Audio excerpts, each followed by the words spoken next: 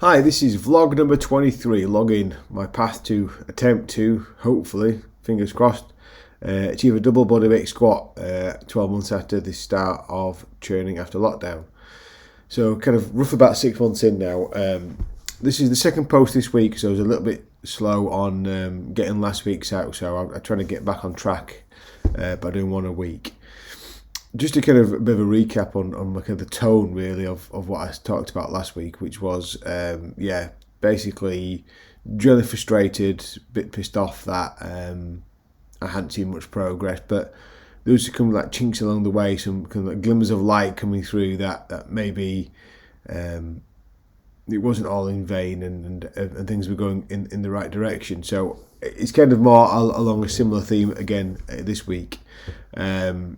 One of the things that I spoke about on the last episode was not using my scientific knowledge and my kind of experience in S&C to justify and rationalise shit, basically, getting worse or not getting better, which I think I crept in. I think I saw some early gains in the programme and I was really happy with that, and then as things started to slow down and get worse or not get better, I was really quite quick to latch onto theories or rationales to explain or justify things not getting better. So I'm going to go through some data and be as brutal honest as I can be and just kind of hold my hands up and say, yeah, this is where I am. And recognise positives, recognise change, recognise gains, but also not get over carried away and rationalise these as big steps when they're not, and equally recognise when things haven't gone better and they should have done. So just to kind of on that point really, I did a load velocity test on Monday, so that was been just after I recorded the vlog post. For those who, I'm not going to go through what's on this sheet. It's all the knee regression stuff. So if people are interested in seeing the raw data that goes behind this, then that's there for you to see. Just more evidence that it's there. I suppose the next slide is really kind of where it's at. So the blue line is tracking what my regression equations predict I would lift at zero velocity, which is a theoretical maximum. Obviously, nobody can move at zero velocity. It would be, well, it's just a hypothetical thing. It's not nothing that you could ever measure.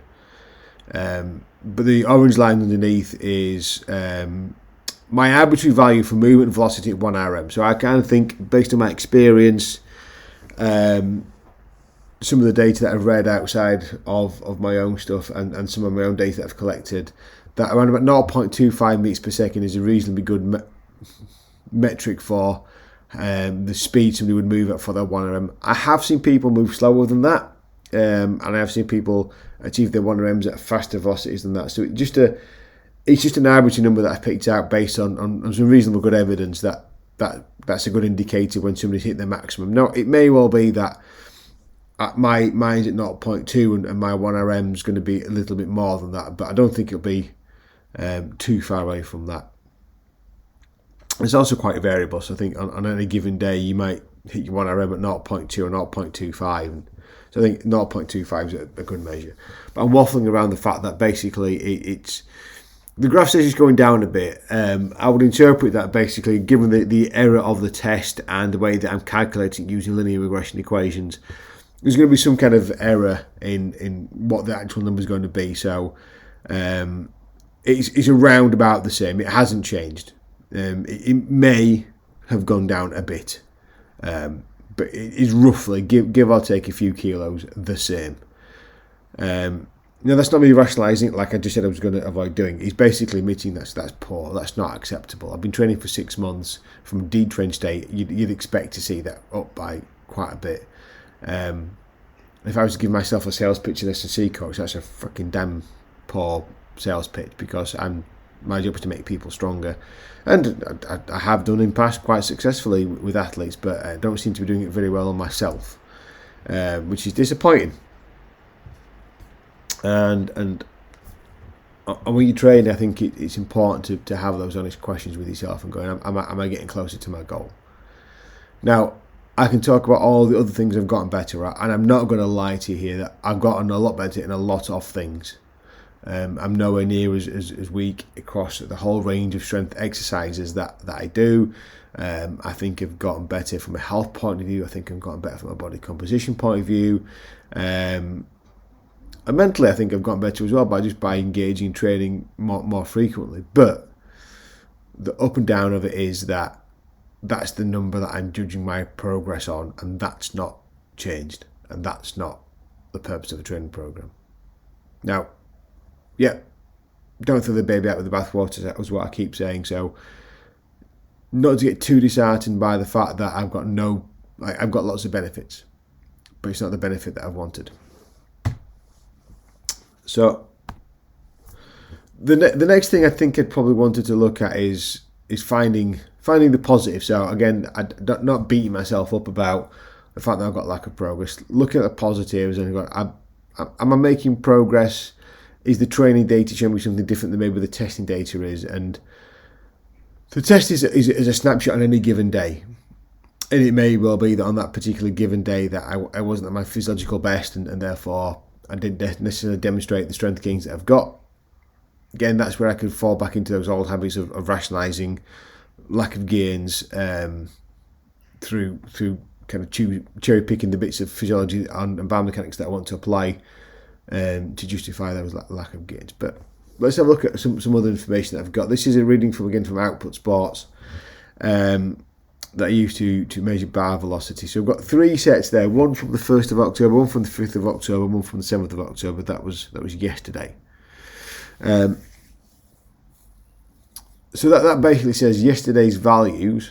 So I've basically saying that yesterday's values were better than they have been for last week. So what that shows me is yesterday I trained better than the week before. And in weeks gone by, what I probably would have done is latched onto that and go, yep, right, I'm getting better. Yeah, I'm getting better. Let's go back in time a little bit to the very beginning of the program. So I've taken a value here from 21st of August. So I've been on this phase of training for some time. And if you look at that, actually, the first 3 reps are almost identical. That tells me I've not gotten changed. Now, how I would interpret this is how fast I move the bar tells me how strong I've gone. Okay, so those 2 sets tell me that I'm not moving the bar any faster. And that means I haven't got stronger. And I've got to take that on the chin and go, right, I admit that's the case and adapt and deal with that. But those last 2 points, the 4th and 5th repetition there compared to the first set back in August. And this is a trend that I've seen if I go back a slide, if I can.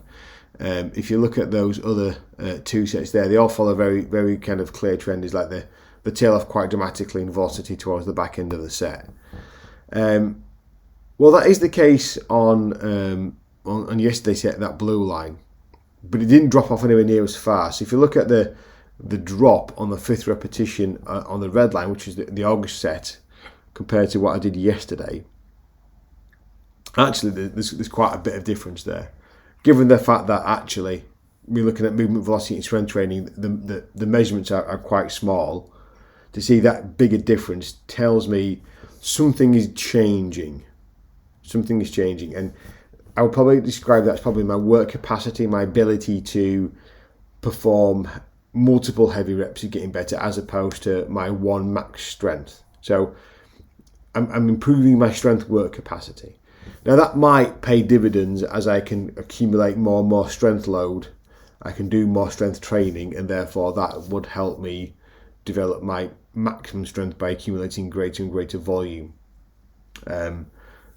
But again, that's one set, and it's a trend. I need to replicate that. So the average velocity for that set was like 0.34 meters per second. That was yesterday, which is quite a bit more than the mean velocity from previous sets. So what I need to do is keep an eye on that, and if I can maintain and improve that pattern and start to increase load for that work set. Now that's really important for me because I've done 120 for 5 a few times, and then I've had maybe 2 or 3 weeks where like I can do 1 or 2 reps and I'm just like canning, and then I come back and I can do that. So I've had three consecutive sessions where I've done 5 repetitions at 120, and each time the average velocity for the set has improved. So I'm taking the kind of positives there. And what that seems to me by is the average velocity for the set is getting better, not because I'm moving the boundary faster for reps 1 to 3, it's because 4 and 5 aren't dropping off anywhere near as much. Now, that's good adaptation, that's positive adaptation, and I'm happy that I've received that. And just hopefully I can now translate that into what it looks like in my best. So I can move that 120, that first rep flies up a bit faster, and hopefully that will translate into my load velocity profile.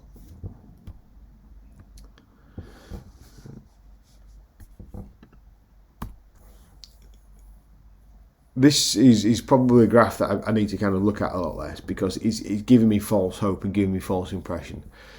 My relative power seems to be going up, and that seems to be a continual trend. There's been ups and downs along the way. I can see it's really, really variable, but it does tend to continue to climb. But that's not matched by strength. It's certainly not matched by jump height. Jump height seems to be completely irrelevant to relative power or peak power. So I think the kind of the value of that in terms of understanding my squat strength is probably quite minimal. Now, other lifts that I'm doing, as I talked about my clean base stuff, so I do like a hand clean from rack, so from a standing start, that's gone up and moving that faster, and the kind of the effort is going down on that. The weight and the velocity I'm moving for the clean pulls is coming up as well. So the power stuff I'm definitely seeing an improvement in, but it's not translating to squat strength. So the more I keep focusing on this and use this as a rationale for justifying improvements is misleading in terms of my overall goal. So it's not, again, it's a nice to have, and it's a correlation, but it's not a causation of improving strength. And the last thing I've been talking about for the last couple of weeks is body mass. I've seen a continued steady decline, but in small margins. So little bits here, 100 grams here or there. Now, one drop of 100 grams on its own is like, that's irrelevant. It's like the weighing scales aren't precise enough and reliable enough to kind of predict that and say that's a meaningful change in the day.